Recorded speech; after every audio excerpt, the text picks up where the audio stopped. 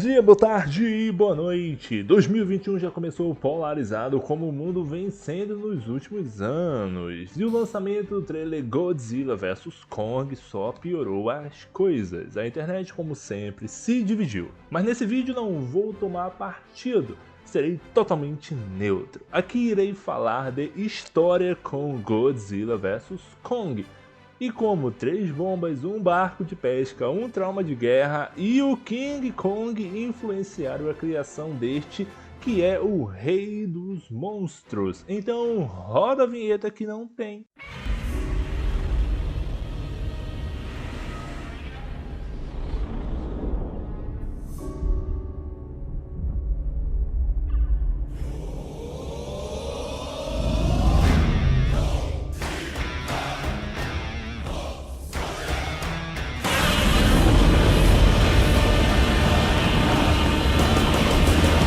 Gojira, ou como a maioria das pessoas conhecem, Godzilla, recebeu seu primeiro filme em 1954, quando a produtora de filmes japonês Toho Motion Pictures Company decide lançar um filme que sirva de alegoria para o medo e trauma dos efeitos das bombas nucleares na natureza e para o ser humano. 9 anos antes do lançamento de Gojira, a Segunda Guerra Mundial estava chegando a seu fim. Porém, o Japão não mostrava sinais de desistência do confronto.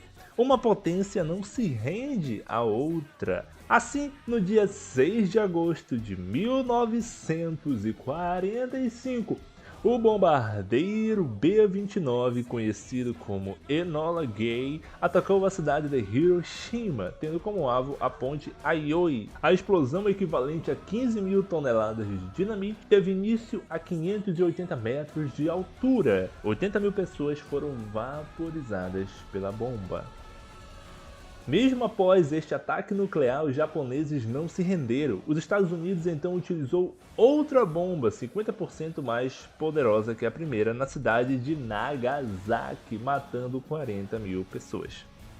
No dia 14 de agosto de 1945, o imperador do Japão Hirohito transmite por rádio a desistência do país, finalizando de uma vez por todas a Segunda Guerra Mundial. Após esse acontecimento, o medo nuclear se torna uma paranoia na mente dos japoneses. Não apenas deles, pois o contexto da Guerra Fria mais à frente deixaria todo mundo com medo de uma hecatombe nuclear. Porém, os japoneses haviam sentido de perto o poder destrutivo dessas armas. Haviam poucas informações e estudos sobre os efeitos colaterais da radiação e se possíveis mutações poderiam se formar nos sobreviventes da bomba. Os japoneses ainda estavam se curando de Hiroshima e Nagasaki, quando aconteceu a terceira bomba, 1000 vezes mais forte. Era 1º de março de 1954. Um pequeno barco de pesca japonês chamado Fukuryu Maru Lucky Dragon No. 5, com 23 tripulantes, navegava em busca de peixes em uma região do Oceano Pacífico, próximo ao atol de Bikini nas Ilhas Marshall. Esta região também servia como área de testes militares dos Estados Unidos da América, quando de repente os 23 tripulantes são atingidos por um clarão.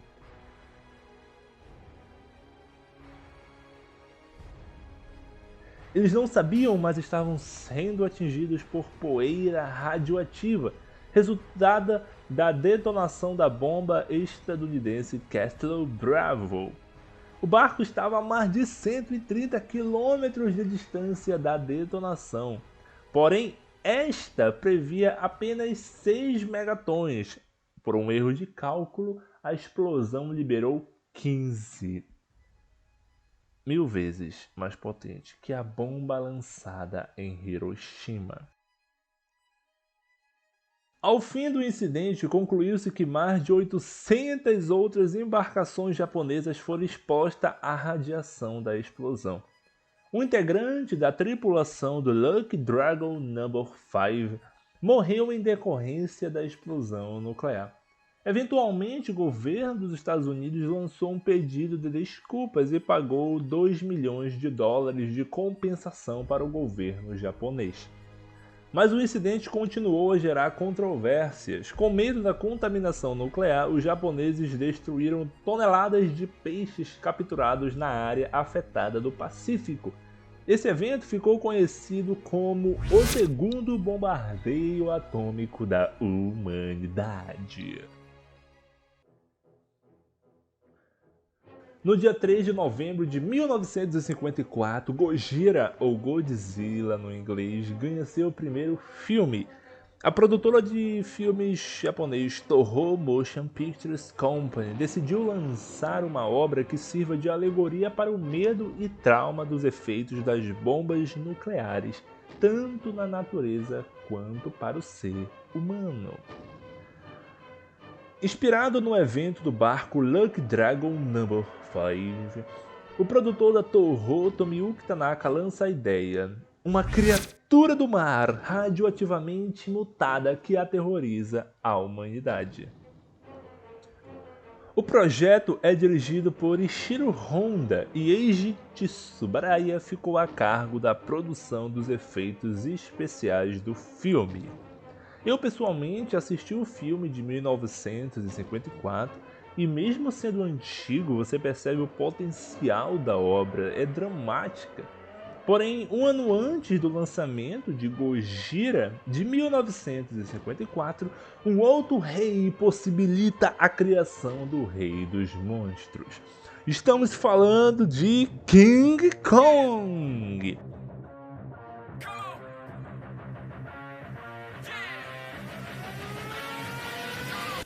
King Kong é um filme de 1933 made in Hollywood.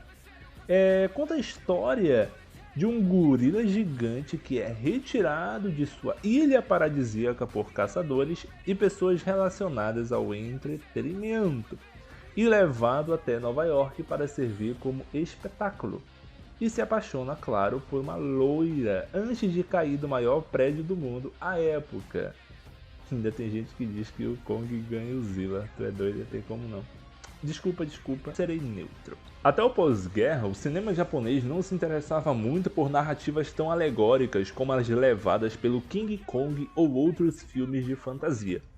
Porém, em 1953, o filme King Kong é relançado nos cinemas japoneses após 20 anos de sua estreia nos Estados Unidos, sendo um grande sucesso. Desta forma, inspirado pelo incidente do barco Lucky Dragon No. 5 e considerando o sucesso de King Kong, Tomoyuki Tanaka decide criar o que, em suas palavras, seria o monstro que invade Tóquio, do mesmo jeito que King Kong ataca Nova York. Tanto o primeiro filme de Gojira, feito em 54, quanto o filme de 2014 abordam o monstro nessa lógica do despertar devido a questões radioativas e naturais implicadas ou pela ação do homem ou por alguma catástrofe da natureza, sendo o primeiro devido à bomba atômica e o segundo filme de 2014, o remake, a partir de uma explosão de um reator nuclear, que alude ao desastre de Fukushima no Japão no dia 11 de março de 2011. No filme de 2014 temos uma excelente frase do Dr. Ishiro Serizawa que resume o espírito da criação de Gojira. A arrogância do homem é pensar que a natureza está sob seu controle e não o contrário.